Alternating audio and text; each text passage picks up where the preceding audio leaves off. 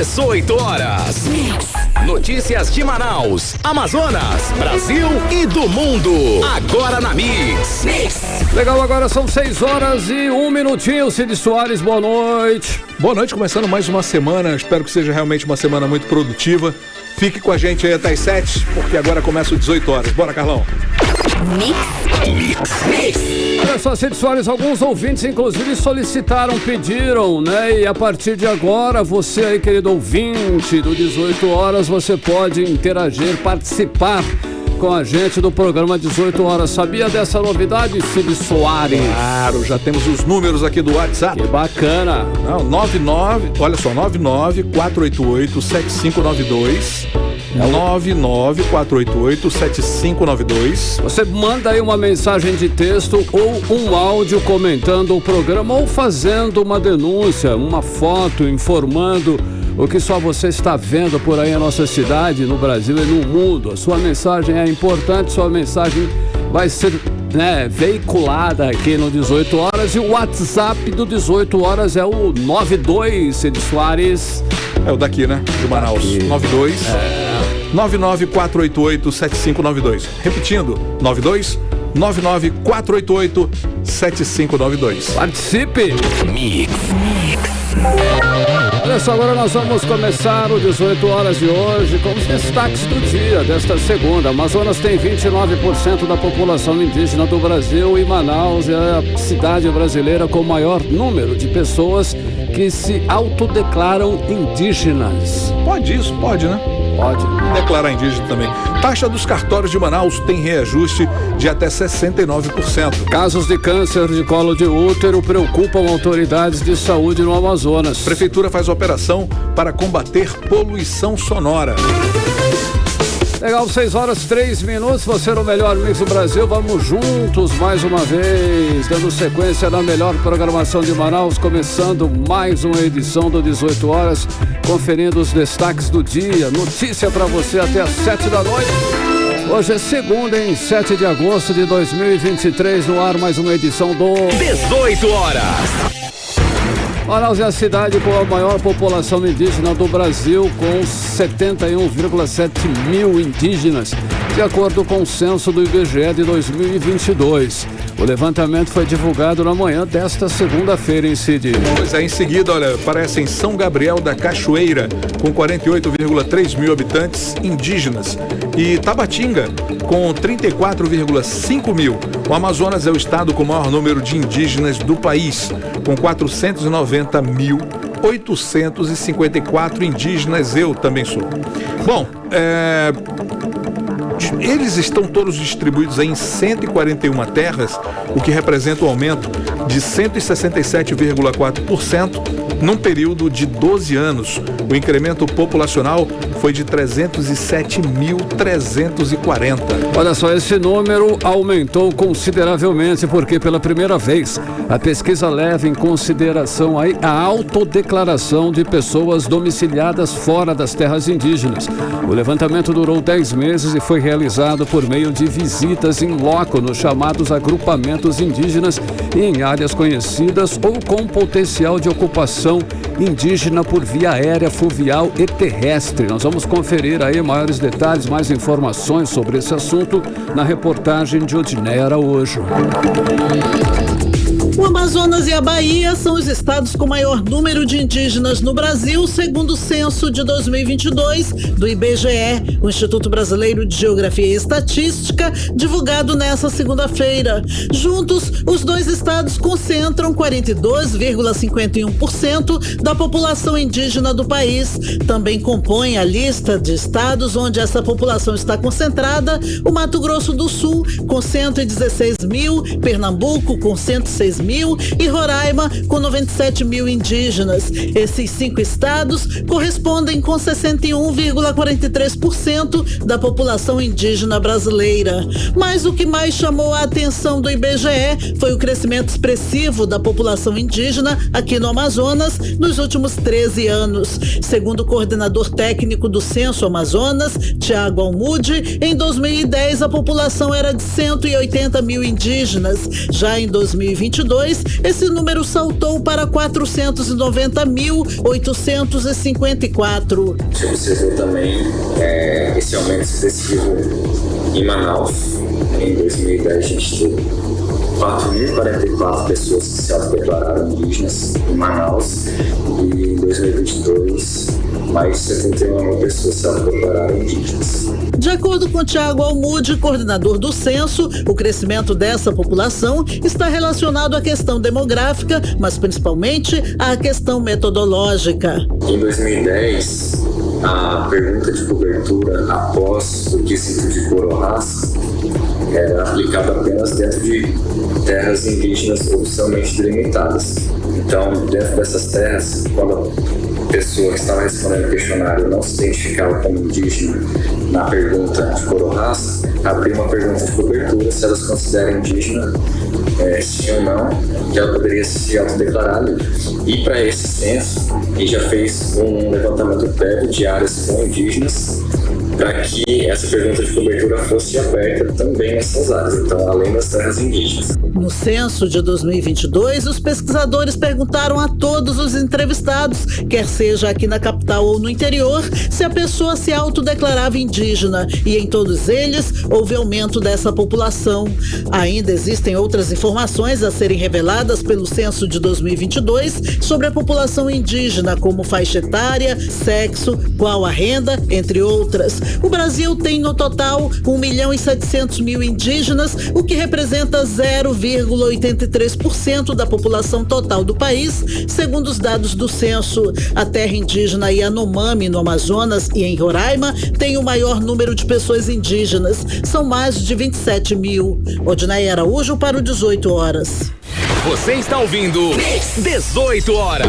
Olha aí, os dados são do IBGE e mostram que a população que se considera indígena aumentou 88,82% desde o censo demográfico anterior, em 2010. Esse aumento expressivo pode ser explicado também por mudanças metodológicas, como já dissemos anteriormente, Cid Soares. Exatamente, Carlão. Olha aí, se o recenseador chegar na sua casa e perguntar se você se considera índio, preto, branco, pardo, o que você responder ele coloca no relatório, independente do que você for realmente para os padrões de cor de pele. E isso explica esse crescimento todo da população indígena no país, especialmente aqui em Manaus. 6:09. Olha só, hein, os cartórios vão aumentar as taxas em até 69% aqui no Amazonas, 69%. Vamos aos detalhes. A nova tabela de emolumentos foi publicada pela Corregedoria Geral de Justiça do Amazonas, mas ainda não está em vigor, ainda não está valendo, Cid. Ai. Bom, os cartórios de Manaus já praticam uma das maiores taxas do país, e agora os serviços cartoriais vão ficar ainda mais caros. Isso é problema, hein? Um reconhecimento de firma, assinatura, por exemplo, custa R$ 5,77, e com aumento passar a custar R$ 8,00. Eu não queria dar essa notícia, olha. Bom, passa a ser reajustado para R$ 8,45, reajuste de 46,4%. Os cartórios que já quase não ganham muito, né, Cid Soares? Nós estamos aqui com o repórter André Meirelles, que tem mais informações sobre esse aumento aí de 40 e quanto? 69, a taxa é 69%, é isso mesmo, André? Como já dissemos, a tabela, né, tá valendo já isso daí, os novos preços começaram. Como é que é essa história? Que eu tô aqui embaralhado, né, Cid? Porque meu coração palpitou com essa notícia. Olha, até 69%. Olha, Cid, Carlão, boa noite para vocês.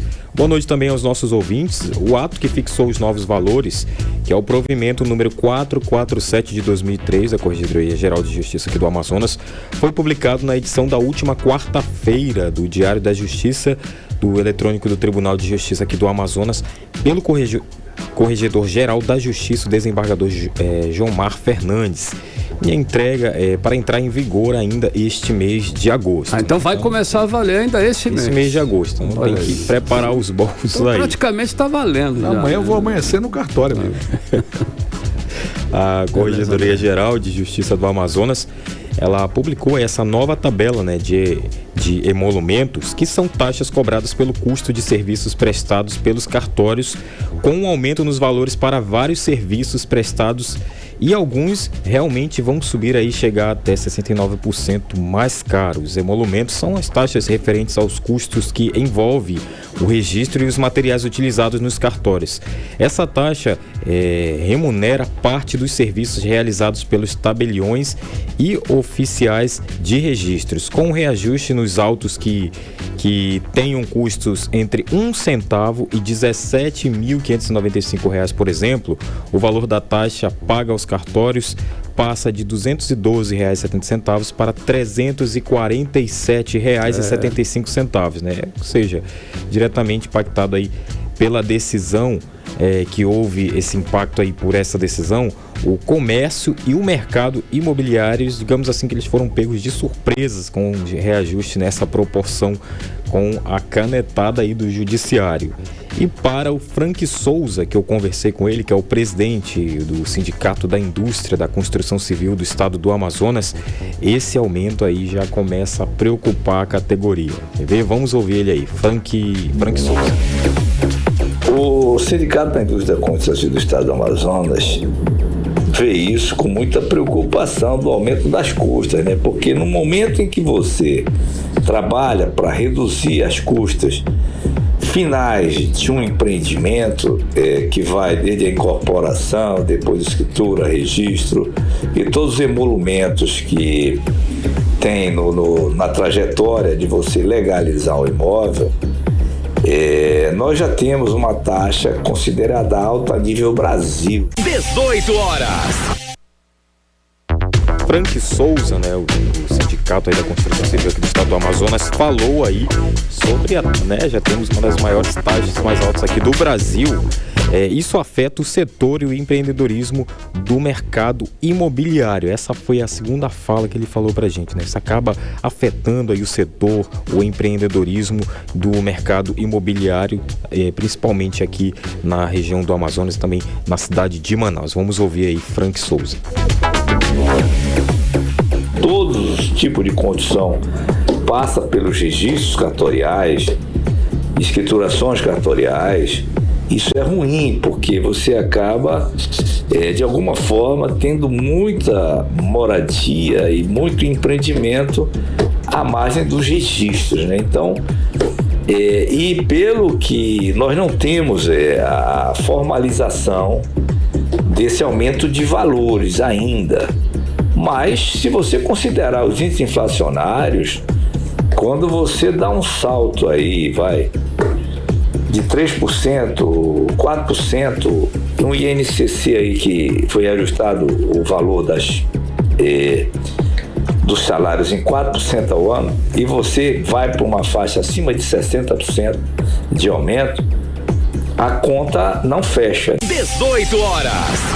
Aí, ó. E ainda falando sobre os custos cartoriais, o setor da construção, através da Câmara Brasileira da Indústria da Constituição, tem feito um trabalho já há um tempo para unificar as taxas nacionais. Então, eles estão buscando aí que as taxas venham se unificar aí, as taxas cartoriais, porque elas são, de cada estado. Então, há uma diferença de cobrança de um estado para o outro, pelo mesmo tipo de serviço.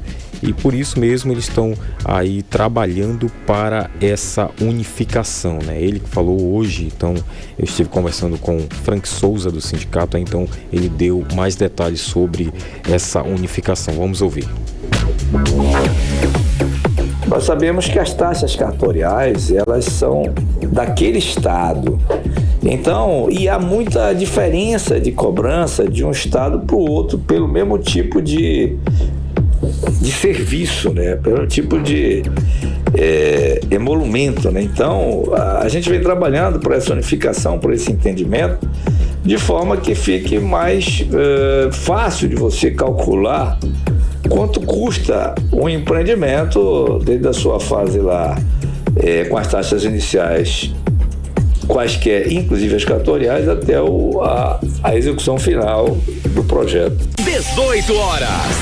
A A gente agradece a participação, então, aqui do diretor aí, o Frank Souza, né, do sindicato, o presidente, melhor, do Sindicato da Indústria da Construção Civil aqui do estado do Amazonas, falando aí o quanto esse aumento de até 69% nos cartórios aumentam, ficam mais caros. E eu tenho aqui agora, só antes da gente encerrar, alguns serviços. Olha só, por exemplo, reconhecimento de firma.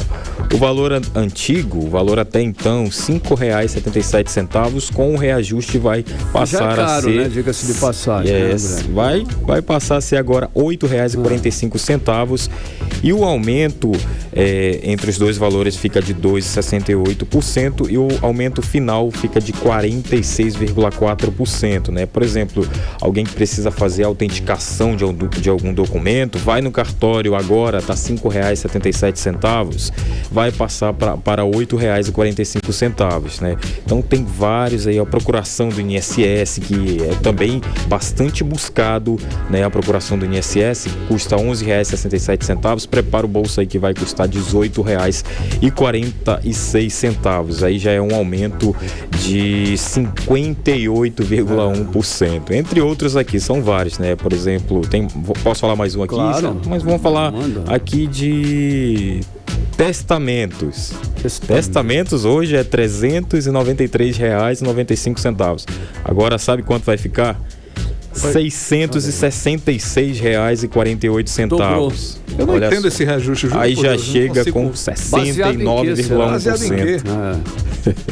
Olha, inclusive, ouvinte, se você quiser participar, né, dar a sua opinião, e a gente coloca ela ao vivo aqui, inclusive, é só você ligar no nosso WhatsApp, que é o 994887592. Anotou aí? É interessante, né? Essa opinião, a sua participação ao vivo aqui nas 18 horas. 994887592. Valeu, André. Tem mais aí algum detalhe, André, desse absurdo, digamos assim? Por enquanto é só mesmo essa tabela, e esse mês aí tem que preparar o bolso, né, Cid Carlão? Boa noite. Valeu, querido. Valeu. 6h18, você no melhor Mix do Brasil. 18 horas. Olha só, o Amazonas diagnosticou 3.000 novos casos de câncer só no primeiro semestre deste ano, segundo a Fundação SECOM.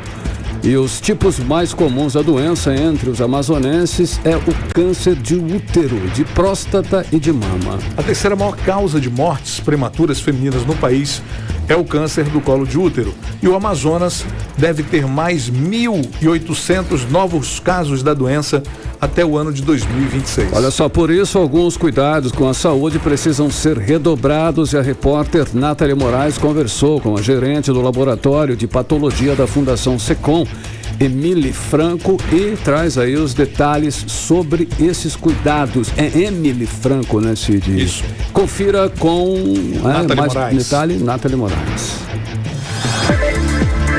O Amazonas deve registrar 5.450 novos casos de câncer em 2023, segundo um levantamento do Instituto Nacional do Câncer.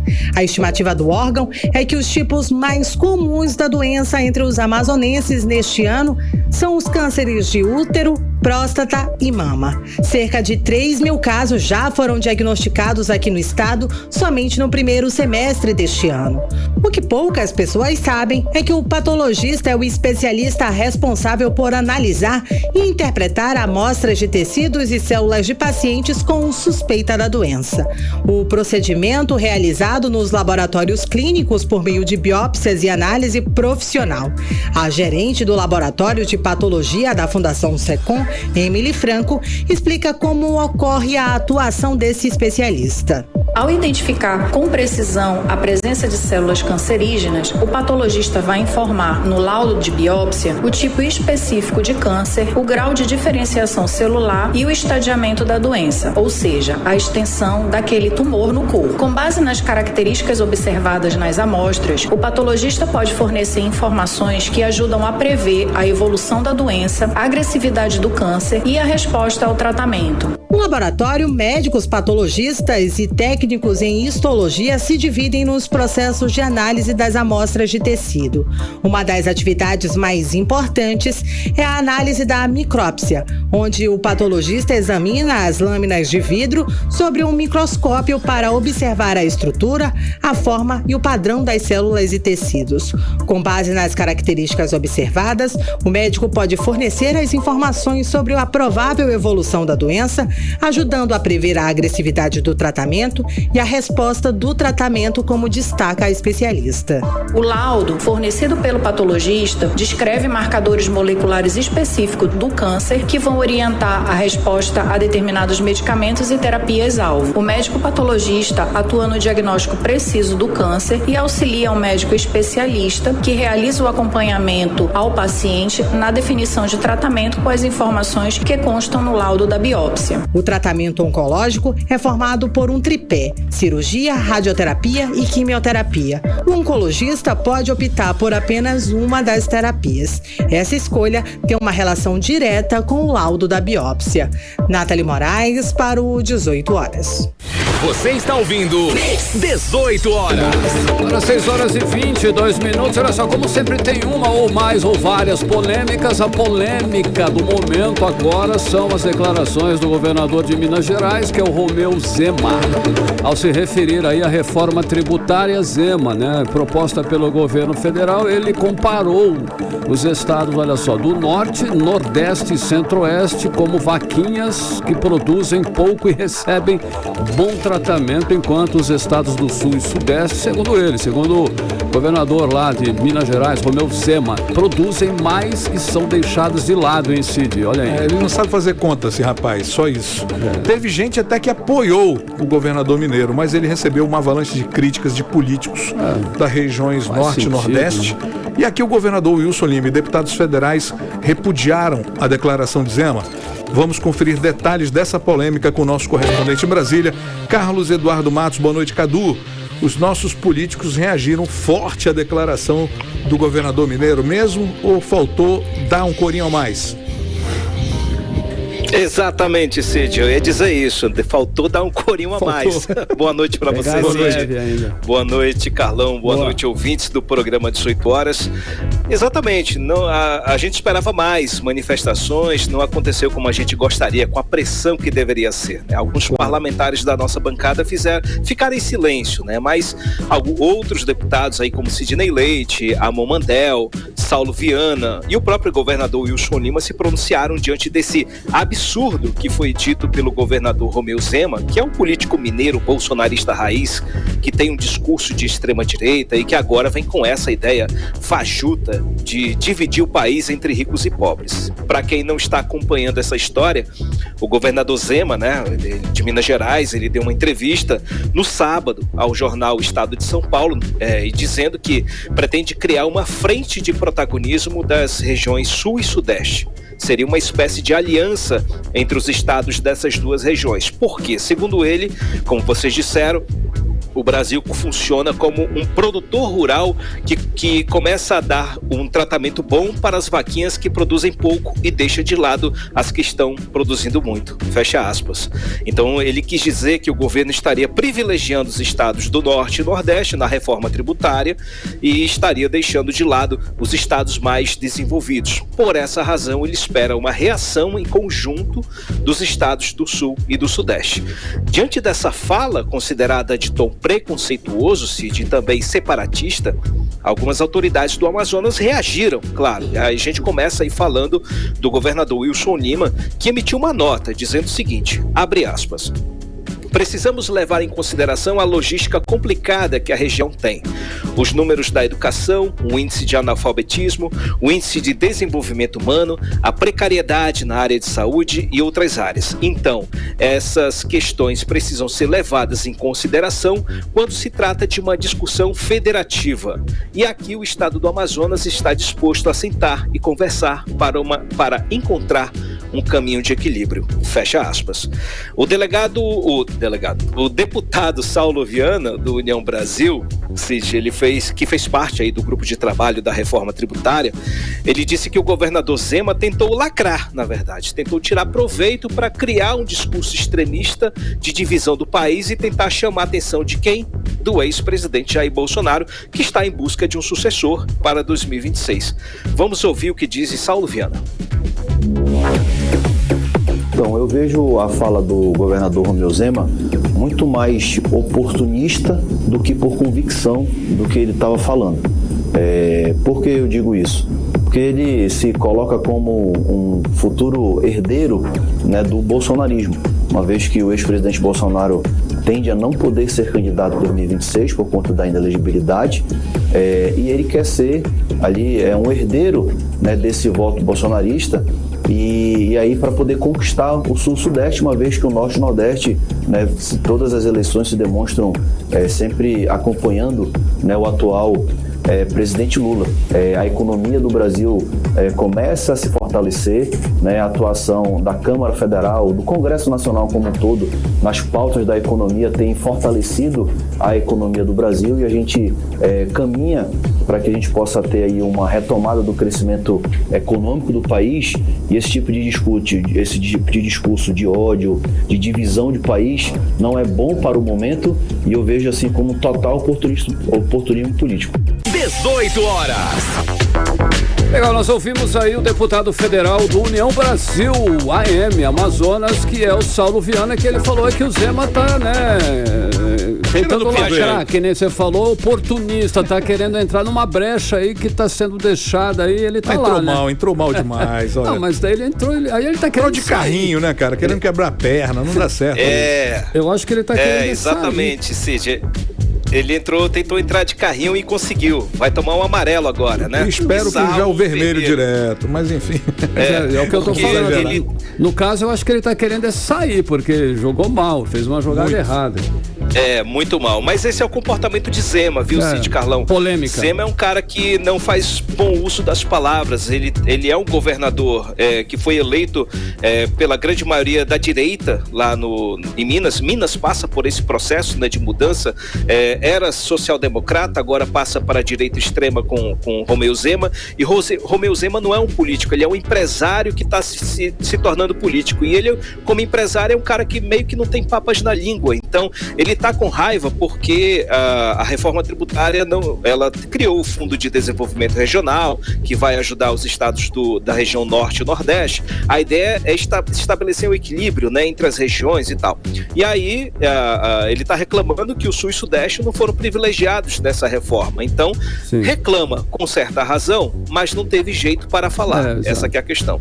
Agora, outros que também se pronunciaram aí, por exemplo, foi o deputado Amon Mandel. Ele disse que é óbvio que as políticas públicas privilegiem as regiões mais pobres, justamente porque o objetivo desta reforma é combater a pobreza e a desigualdade. E o deputado Sidney Leite disse o seguinte, abre aspas: é preciso entender que precisamos de equilíbrio e que não é colocando regiões em disputa que o problema do país vai se resolver. Precisamos sim de uma compensação e principalmente de união, disse o deputado Sidney Leite. Cid, Carlão. Essa polêmica aí, né, Cadu? Agora, como polêmica pouco é bobagem, olha só, tem outro. O presidente Lula passou o final de semana em Alter do Chão com direito à expulsão, olha aí, de banhistas, para ele ficar com a esposa Janja sozinhos numa boa, de boa, na praia. E isso, é claro, gerou aí muitas críticas, gerou uma polêmica nas redes sociais. E aí, Cadu, o que você tem a dizer com relação a isso? O que você sabe desse assunto aí? Porque para mim, eu não sabia, novidade agora para mim, no caso. Carlão, não pegou bem para o presidente Lula, viu? Logo ele que quando ele foi em Parintins, disse que se sentiu constrangido por andar num carro blindado, pediu até desculpas da população, porque isso não é o jeito dele, ele quer ficar perto do povo, né? Então, e ontem aí os banhistas que estavam curtindo as praias de Alter do Chão foram literalmente expulsos pelos seguranças e pelo pessoal da Marinha, né? Pelos seguranças do presidente, né? Para que ele pudesse curtir o dia de folga com Janja laranja, sozinhos ali. Então são diversos vídeos aí circulando nas redes sociais do pessoal da Marinha, ali dá para ver o pessoal da Marinha mandando os barcos saírem, as famílias irem embora daquele trecho da praia, e o povo reclamando, claro, ficou na bronca ali com toda a razão, reclamando ali que teve até dizendo, olha, o pai dos pobres aí, mandando tirar a gente e tal. Claro, abriu margem para o povo reclamar, porque essa questão de popularidade, né, de contato com o público tem sido cada vez mais evidente, né, em evidência desde o bolsonarismo, né, o ex-presidente Bolsonaro meio que inaugurou esse processo aí de quando tá de férias ou vai curtir um fim de semana, Bolsonaro ia pro Guarujá, ele ia para Santos, ele ia para as praias aí do litoral paulista, e lá ele fazia meio que um teste de popularidade, pegava o jet ski, ia para lá, subia no barco, fazia aquela festa com o povo, e as pessoas diziam que ele, o ex-presidente o Bolsonaro é o homem do povo e tal, e agora meio que coloca essa imagem meio em cima de Lula, esperam que Lula seja a mesma coisa.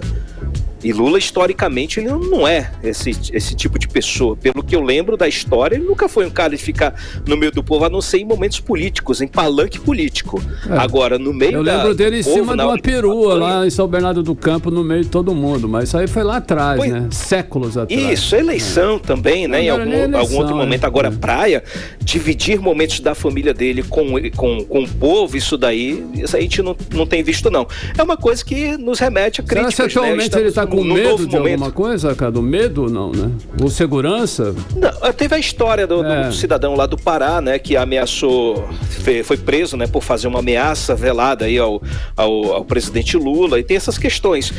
Tem sempre as orientações da segurança do presidente, né? Com Bolsonaro acontecia a mesma coisa, tanto é que Bolsonaro andava de colete, mas cabe ao presidente da República obedecer ou não, né?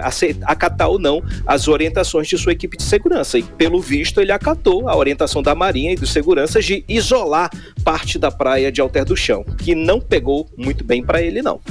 Cid, Carlão. Beleza, então, temos tempo aí, Cid, para mais uma pergunta? O que você acha aí? Como é que tá o nosso time? O time aqui tá morto.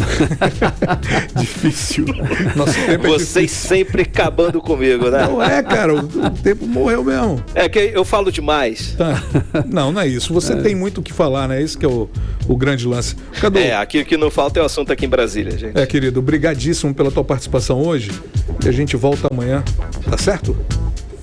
Valeu, gente. Forte um abração. Queridão. Tchau. 6h33, você era o melhor mix do Brasil. 18 horas.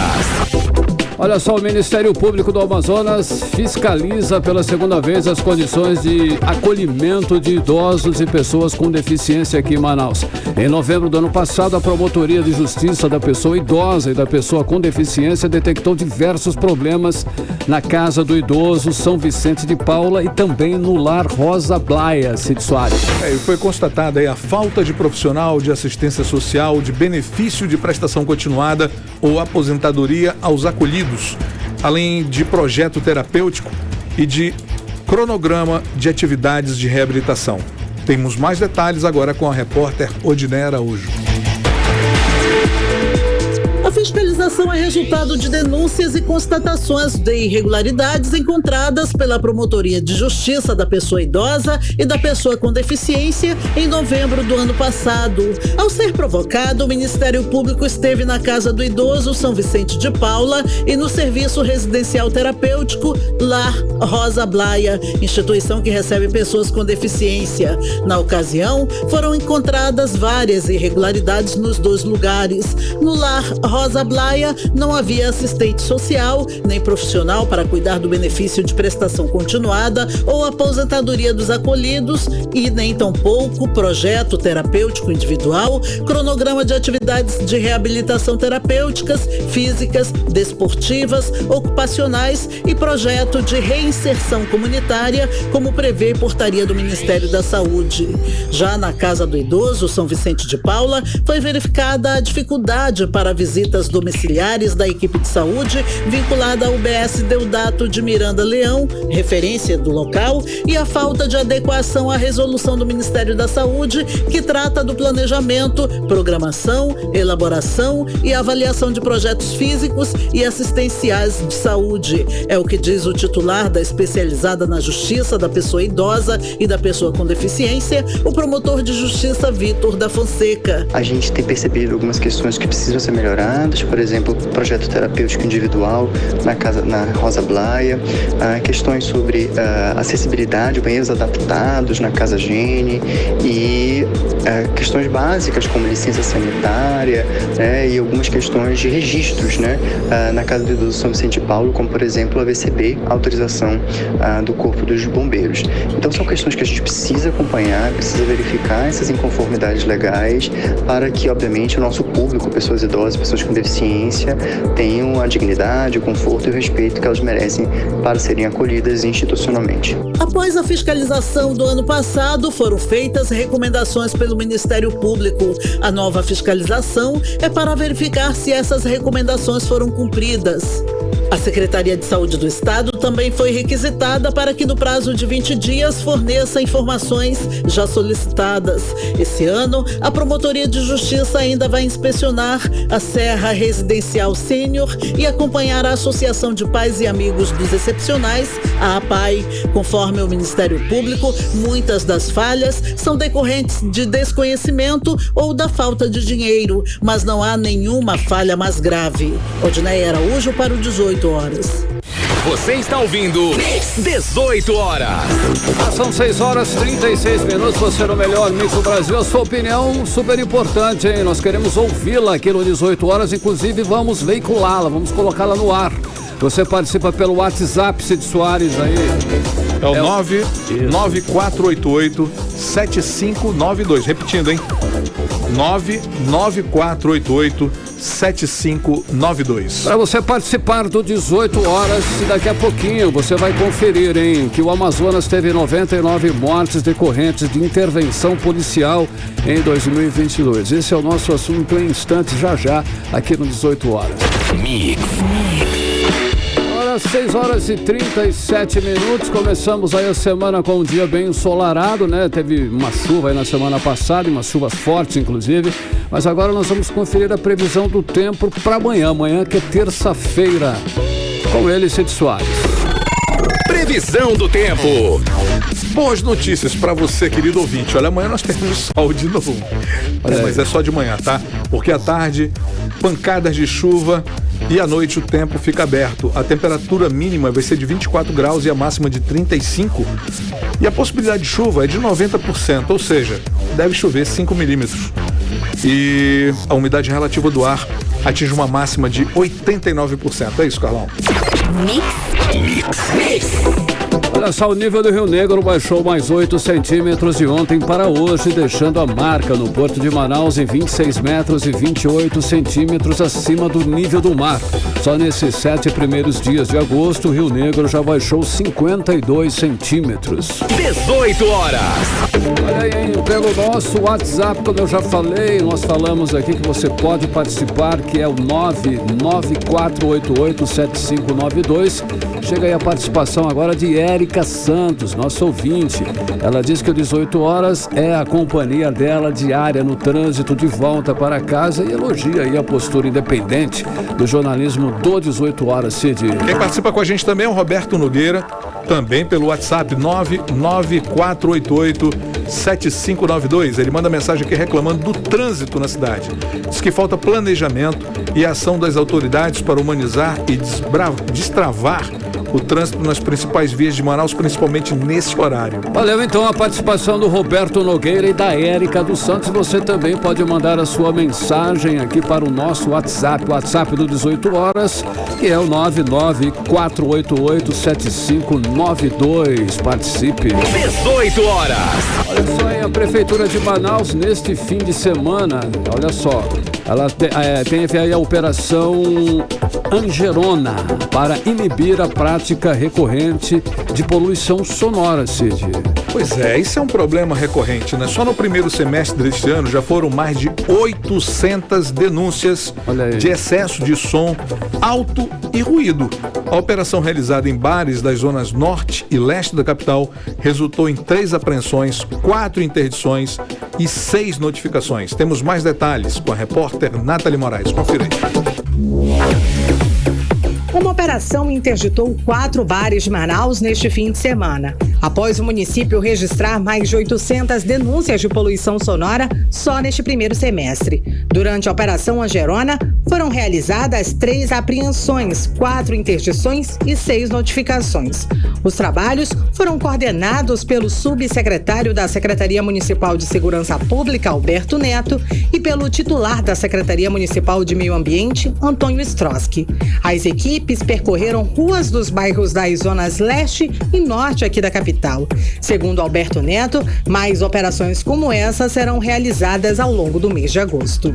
Essa é só a primeira de uma série de operações que vão acontecer nesse mesmo objetivo. Isso é uma resposta da Prefeitura a uma demanda que tem surgido. A população ela tem questionado o abuso do som de bares e restaurantes, até mesmo de pessoas em suas casas, residências, né? Então a Prefeitura precisava dar uma resposta. Então uma das atribuições da Guarda Municipal é essa, de dar apoio às demais secretarias na sua função fim. E é isso aqui que está acontecendo. A Guarda Municipal está apoiando os fiscais da SEMAS, que são os responsáveis que têm como aferir a materialidade através dos instrumentos para medir os decibéis. Então essa é só a primeira de uma série de missões que vão acontecer. A diretora de fiscalização da Secretaria Municipal de Meio Ambiente, Suzy Pinheiro, reforça que a população pode continuar ajudando por meio das denúncias nos canais de comunicação. A população pode estar ligando para a gente, no 8842-2161, que é o telefone de contato das denúncias.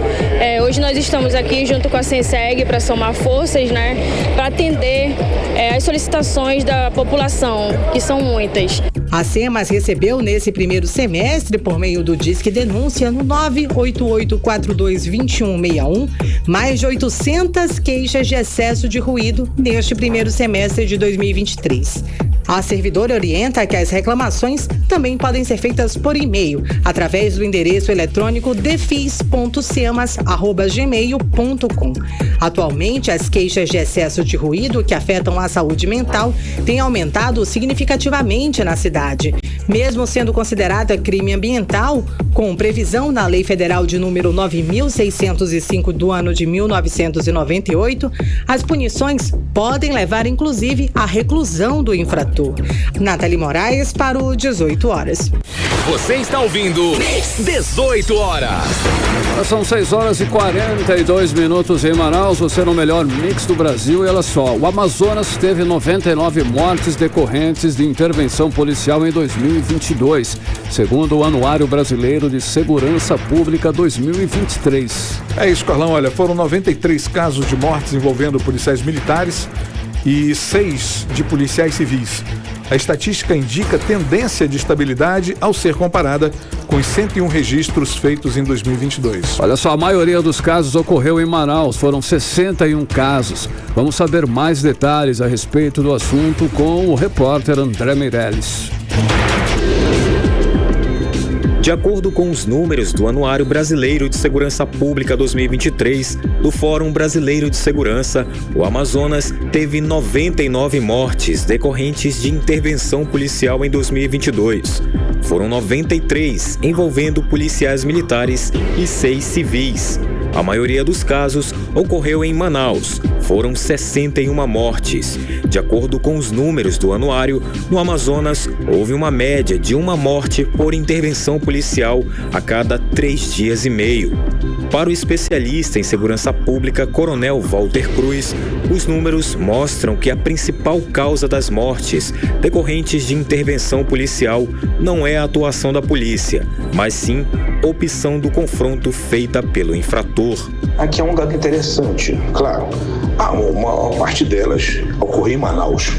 Isso significa que houve um número maior de infratores tentando enfrentar a polícia e confrontar os policiais militares. Obviamente que a instituição policial militar, ela não vai para as ruas para matar ninguém, não. Ela vai para as ruas para fazer a defesa da sociedade. Agora, é óbvio que se os infratores tentarem confrontar os policiais, ainda mais esses membros de facção, usando armas de fogo, obviamente que a polícia está preparada para o confronto e preparada para enfrentamento. Um investimento de forma contínua no treinamento do efetivo e na implementação de políticas públicas para reduzir as mortes decorrentes de intervenção policial precisa ser feito pelas autoridades, já que os infratores estão sempre disponíveis a enfrentar as autoridades policiais, como explica Walter Cruz. Isso está se mantendo e é necessário que as autoridades tenham um olhar mais profundo para isso, para analisar o porquê desses números estarem se mantendo. São números altos, né? E que mostram que os infratores estão dispostos a enfrentar a instituição. Então, cada vez mais, treinar bem a polícia, treinar bem os nossos policiais e políticas públicas para que se diminua o número de infratores que estão confrontando os policiais. No país, os policiais civis e militares mataram 6.430 pessoas durante o serviço ou em horário de folga em 2022. O número representa 17 vítimas em média por dia. Ao mesmo tempo que os policiais mantiveram estáveis as mortes de civis, os casos de policiais mortos pelo país aumentaram 15%, de 151 mortes no ano de 2021 para 173 em 2022. Os dados têm como base as estatísticas oficiais registradas pelas secretarias de segurança pública dos 26 estados e do Distrito Federal. André Meirelles para o 18 Horas. Você está ouvindo 18 Horas. Olha só, o Tribunal de Justiça do Amazonas deu início hoje ao mutirão de audiências de conciliação de 206 processos de relação de consumo. O mutirão do Centro Judiciário de Solução de Conflitos e Cidadania envolve instituição bancária e correntistas. Pois é, as audiências que seguem uma programação de 3 dias no Fórum de Justiça Ministro Enoque Reis aqui em Manaus vão até o dia 18 de agosto. Olha só, a primeira moeda digital do país já tem nome, Drex. A escolha foi divulgada pelo Banco Central hoje. A expectativa é de que a nova tecnologia esteja disponível ao público em 2024, Cid. Ela é parente do Pix, né? O Drex é uma combinação entre digital real e a palavra eletrônico e a letra X. Segundo o Banco Central, dá continuidade à família de soluções, iniciada aí com o Pix. Drex, a nova tecnologia tem um intuito aí de acelerar as transações financeiras, baratear os custos e facilitar o acesso ao mercado financeiro. 18 Horas. Os pais querem, eletrônicos, mas devem ganhar roupas. Olha aí, Cid. Não sei, é o que revela uma pesquisa divulgada pelo Google sobre as intenções de comprar para o Dia dos Pais. A maioria dos pais, 52%, quer receber produtos eletrônicos, como celulares, TV, notebooks e caixas de som. Mas quase metade dos compradores, 42%, afirmam que devem presenteá-los com itens de moda. Olha aí que legal. Segundo o levantamento, 22% dos entrevistados devem comprar produtos eletrônicos para dar aos pais no próximo domingo, dia 13. É uma boa, eu realmente... Para mim, tanto faz, você diz. 6h48, você no melhor mix do Brasil. 18 Horas. Olha só, daqui a pouquinho você vai ficar sabendo aqui no 18 Horas que a classificação do Nacional e tudo o que aconteceu neste fim de semana no esporte com ele, com o Cid Soares. Mix.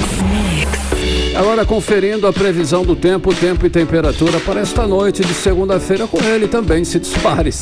Olá, previsão do tempo. Pois é, olha, vai chover rápido, durante a noite de hoje. Temperatura mínima atinge 25 graus. Possibilidade de chuva de 90% com 8 milímetros de água por aí.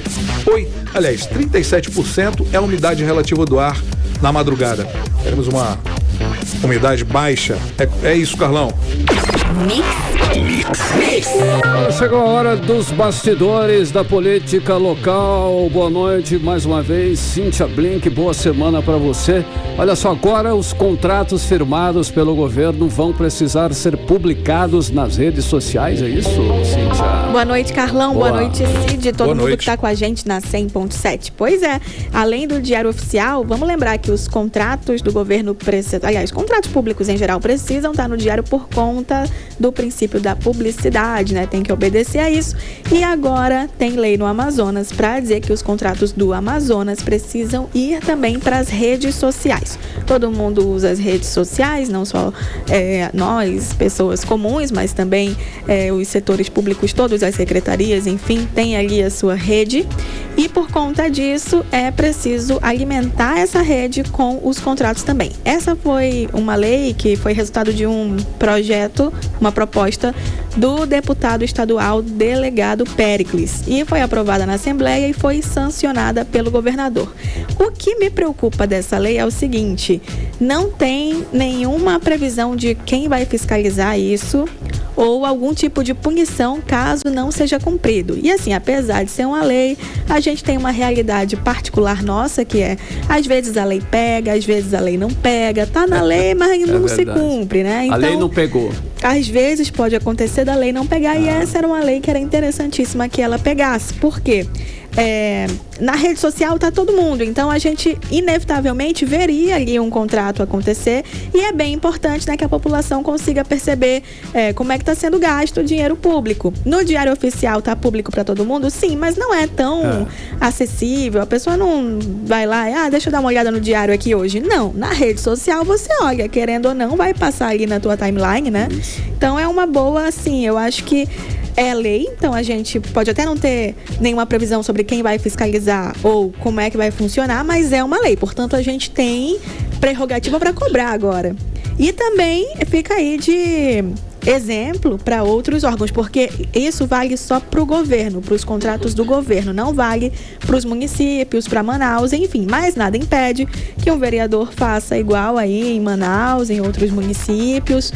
Fica aí essa iniciativa para ser seguida e a gente ficar de olho, porque agora tem que ir para as redes sociais também o contrato. E assim, não importa se ele teve licitação, foi sem licitação, como é que foi, não interessa, só interessa que houve um contrato, então tem que estar ali na secretaria, no governo, enfim. Sou Carlão, favorável. Cid. Bom, Blink, procede a informação de que tem vereador aí que não pisou ainda no plenário após o recesso das férias de julho? Você tá quase já vindo pro futebol, né? Vindo com essa narração aí. Exatamente, Blink, você tá pegou nesse no ar. clima. É isso. Então, vereador Sassá da Construção, ele que é do PT e tá na Câmara Municipal de Manaus, ainda não voltou do recesso, viu? Recesso acabou para todo mundo, mas para ele ainda não. Conversei com ele, tentei perguntar, né, o que tá acontecendo, o que houve, que o senhor não veio, o senhor esqueceu a data, tudo mais. Ele não respondeu, mas a assessoria dele me contou que ele tá enfrentando questões familiares e não está em Manaus, está no Ceará, que é da onde ele é. Mas assim, de qualquer forma, vamos só lembrar como é que funciona para um parlamentar receber o salário. Ele precisa ir nas sessões, ele é descontado. Trabalhar, né? Tem que trabalhar, né? Então, tem essa parte também, mas ele principalmente tem que marcar presença ali na sessão. Isso. Então, se não marcar presença, não justificar com algo que está permitido ali, olha que isso é bem vasto, né? Bem abrangente ali as permissões para um parlamentar conseguir faltar. Aí ele vai ter o salário descontado. Eu ainda não consegui conferir, porque ainda tem que fechar o mês, né, para ver se vai ter esse desconto ou não. Mas o que me disseram também é que amanhã ele estará presente na Câmara e eu posso dar uma passadinha lá e perguntar, e aí, o que foi que aconteceu? Vai ser descontado? Não vai ser descontado? Porque meu trabalho é isso aí mesmo, de ser cri-cri lá para contar tudo para vocês aqui. Cid, Carlão. Ei, Blink, olha só, a pré-campanha para a Prefeitura de Parintins passou a interessar diretamente ao governador Wilson Lima, né? Tá aparecendo. Por que esse interesse, Blink? Você sabe? Tô sabendo e vou te contar. Olha aí. O que acontece? Lembra que semana passada Lula veio por aqui, governador Wilson Lima estava lá e na hora de fazer o discurso, o que aconteceu? Teve uma vaia, uma claque. Teve uma vaia, teve gente gritando ali fora o Wilson Lima. O que se fala nos bastidores bastidores é que esse fora, Wilson Lima, partiu de uma claque do prefeito Bi Garcia. Quem disse isso pra gente foi o blog do Iel Levi, que é um super jornalista de política, tem grandes fontes e tudo mais, então a gente segue aí essa linha de raciocínio. E agora, Wilson Lima, com sangue nos olhos, se volta para Parintins dizendo, é o seguinte, vou mergulhar de cabeça na eleição de 2024 e quem vai vencer é o candidato que eu apoiar e não o candidato de Bi Garcia, já que ele começou a brincadeira. Então, e aí, o que a gente... Claro que essa é a minha interpretação, mas essa foi a história, né? Fica imaginando ele pensando. Fica muito mais divertido contar assim. Mas o que acontece? A gente tem 2 candidatos possíveis para o Wilson Lima apoiar, que é Israel Paulaim, a gente já tinha falado desse nome aqui, e a outra possibilidade é a vereadora Brenda Diná, que faz oposição a Bi Garcia lá na Câmara Municipal de Parintins. Por outro lado, a gente vem com Bi Garcia com o vereador Matheus Assayag, que é o candidato dele, acho que isso já está até mais do que declarado lá por Parintins, viu? E aí é isso, agora a gente tem que acompanhar, vamos lembrar que essa história de ser uma claque do Bi Garcia contra o governador Wilson Lima, ela não é fantasiosa, ela não vem do nada, né? Bi Garcia e Wilson Lima se estranham desde 2018, quando o prefeito apoiou a reeleição do governador Amazonino Mendes e mais recentemente apoiou o senador Eduardo Braga para alcançar o governo do Amazonas e não o Wilson Lima. E agora essa briga promete ir para outra linha, que é em 2024, na próxima eleição, e a gente vai acompanhar tudo e vou trazer para vocês. Tá Volta franca, amanhã. né? Valeu, então. Blink, boa noite. Tchau. Valeu, Blink, 6h55. 18 horas.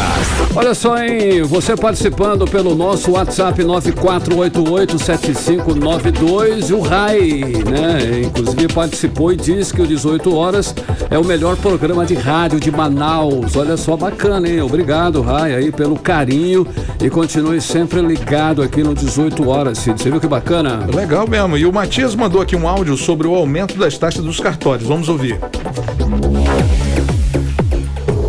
Boa noite, Alexandre Matias.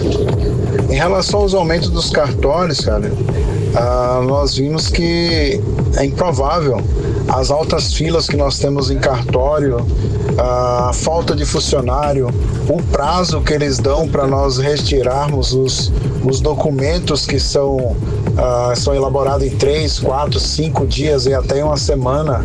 Se caso você for abrir uma empresa, é uma burocracia gigantesca de semanas, meses. Então não justifica o aumento desse serviço se não há mais contratação de pessoal e não é empregada nenhuma tecnologia nova para beneficiar o usuário desses cartórios. Você está ouvindo 18 horas. 18 horas. Esporte. Olha só, nós temos aí festa na Vila com a classificação do Nacional e tristeza lá em Manacapuru com a desclassificação do Princesa dos Solimões. Como foi o final de semana para os times amazonenses? Cid Soares. Vamos lá, olha, o Nacional já está classificado para as oitavas de final da Série D do Campeonato Brasileiro.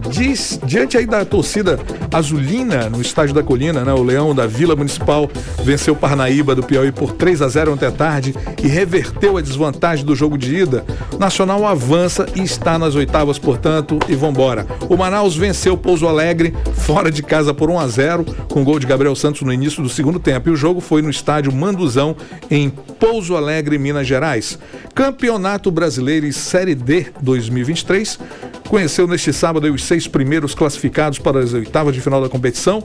Tem o Atlético, né? Bahia de Feira, Ceilândia, Ferroviário e Portuguesa do Rio de Janeiro carimbaram o passaporte aí para a próxima fase do torneio nacional. Tubarão do Norte é derrotado por 3-0 pela equipe do Ferroviário lá do Ceará, com o resultado Princesa dá adeus à Série D 2023 na segunda fase da competição, e em 2024 teremos Princesa jogando novamente a 4ª divisão do Campeonato Brasileiro. E o Amazonas empatou com a Aparecidense em 0-0 no estádio Carlos Amit pela 16ª rodada do Campeonato Brasileiro na Série C. Princesa dos Solimões, como disse, encarou o Ferroviário. Domingão atípico, viu, Carlão? O Arsenal é campeão, o Galo do Filipão vence a primeira e o Vasco fez gol em São Januário vence depois de muito tempo. Aí é atípico. É atípico, claro. E na vitória de 1-0 aí sobre o Grêmio, o time encerrou uma sequência de 4 derrotas, deixou a lanterna do Brasileiro, esperamos que se afaste um pouco mais, a gente quer ele aqui mesmo, e conseguiu seus primeiros pontos em São Januário. Flamengo entra em campo em Cuiabá com um time modificado por ter jogadores poupados, o que acabou sendo lamentável por não conseguir criar na ausência de Arrascaeta e Everton Ribeiro. O Sampaoli levou a campo a 29ª escalação diferente em 29 jogos. O resultado não podia ser outro, né? É o que temos para hoje, Carlão. Valeu, agora 6h59, você no melhor Mix do Brasil. Muito bem, agora vamos direto para o nosso editorial 18 horas, Carlão. Editorial 18 horas. A Lei Maria da Penha completa 17 anos hoje e a lei foi um avanço no combate à violência contra a mulher e abriu caminho para outras ações de proteção às vítimas. De acordo com o Observatório de Segurança Pública, 1.452 mulheres foram vítimas de violência nos 6 primeiros meses desse ano. O número é maior do que a metade dos 2.423 casos registrados ao longo de 2022.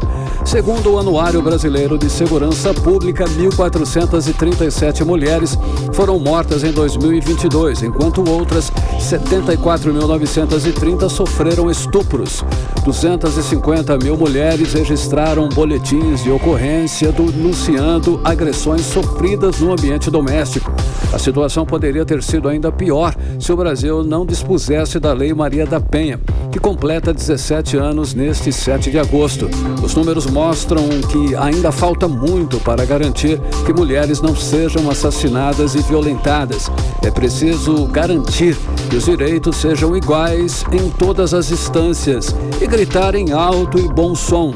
Hoje é inadmissível a manutenção dos papéis sociais, históricos e culturais que impunham à mulher uma posição de subserviência ao homem. 18 horas. 7-1, Cid, boa noite. Boa noite, estamos apenas começando a semana. Fique com Deus e até amanhã. Até amanhã. Você ouviu 18 horas. As notícias do Brasil e do mundo. De volta amanhã.